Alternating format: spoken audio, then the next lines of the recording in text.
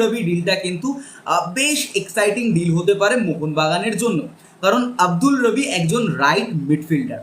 তোমরা প্রথমত right midfield চ্যানেলে তোমরা তার জোনটা দেখে নাও, কোন জোন থেকে কোন জোন অবধি সে অপারেট করতে পারে।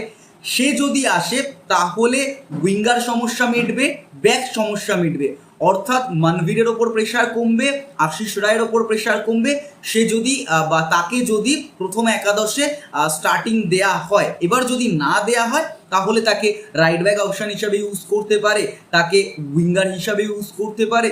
মানে তিনটে জায়গাতেই দুর্দান্তভাবে সে নিজেকে সেটেল করতে পারে। এই ফুটবলার কিন্তু এই মুহূর্তে হায়দ্রাবাদ এফসির সঙ্গে 2026 অব্দি চুক্তিবদ্ধ আছে। 24 বছর বয়সী এই ফুটবলার, 1.4 CR কিন্তু তার মার্কেট ভ্যালু রয়েছে।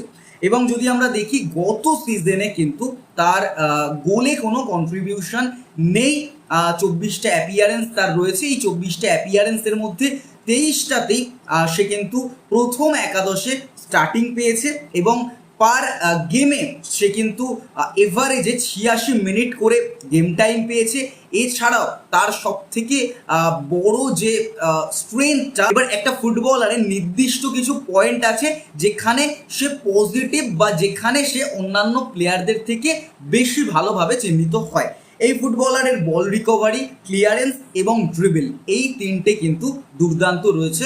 অর্থাৎ মাঝমাঠ থেকে বল রিকভারির কাজ করবে, বল কন্ট্রোল করে বল ডিস্ট্রিবিউট করতে পারবে এবং ড্রিবল করে কিন্তু ভেতরে ঢুকে যাওয়া বা নিচ থেকে বল রিকভার করে সেই বল ড্রিবল করে ডিস্ট্রিবিউট করা, প্রত্যেকটা কাজে কিন্তু স্বাচ্ছন্দ্য।